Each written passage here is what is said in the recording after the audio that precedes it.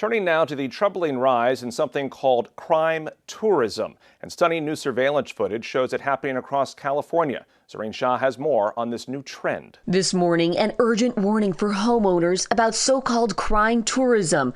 This dramatic home surveillance video showing thieves leaving a California home with stolen goods. They're coming here for the purpose of targeting neighborhoods. Crime tourism when people enter the U.S. on a tourist visa with intent to commit a crime, like this one identified by police in Hillsborough, a city in Northern California.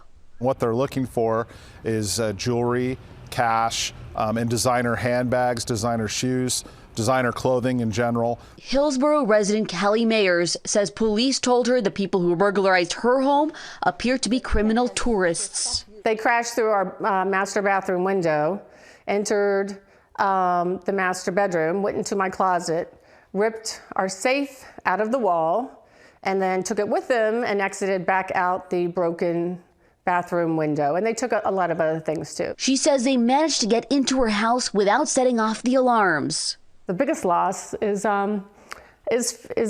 feeling like you're not safe in your home anymore. Over 350 miles south in Ventura County, their sheriff's office says it saw 100 cases like this last year alone. They probably are going to generally the same locations as they come into the country, depending on where they're coming from. So it strikes me that this is almost like a pipeline. Crime tourism happening in the United States as well as Canada and even the UK. Many residents here at home on high alert. Several of my friends have been hit repeatedly, and it's a matter of sharing information, getting involved in community watch. Anytime you see something suspicious, report it. The FBI is helping local police, but these criminals act fast, often gone by the time police get there. Zohreen Shah, ABC News, Los Angeles. South Korea reported more than 380,000 new COVID-19 cases on Friday, bringing the country's total caseload to just over 9 million. Earlier in the week, South Korea reported more than 400 deaths related to the virus, setting a new record of the number of cases and deaths reported in a single day. The rapid spread of the Omicron variant in South Korea has sharply pushed up its COVID-19 curve. South Korea had been lifting or relaxing restrictions on pandemic prevention. Thousands of right-wing demonstrators gathered Saturday in Madrid to protest against the rise of energy prices. Under the slogan, "Let them pay," the demonstrators have followed calls by far-right party Vox and the Solidarity Union to congregate in front of town halls in Spanish capitals.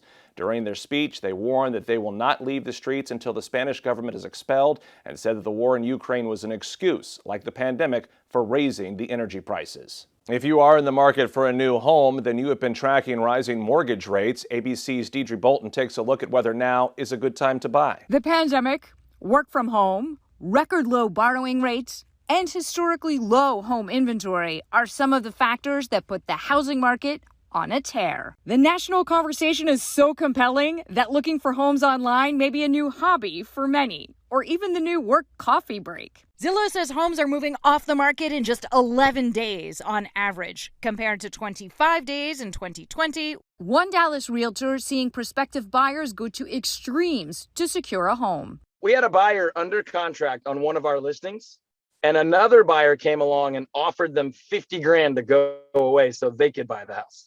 It's crazy nowadays. People are selling homes with no contingencies, no appraisals, no inspections, nothing. That's not something that I really want to compete in. For those who sense the frenzy and would rather sit out, renting may seem like the short-term answer. But there's often no reprieve in renting either. Rental rates are in some cases going through the roof.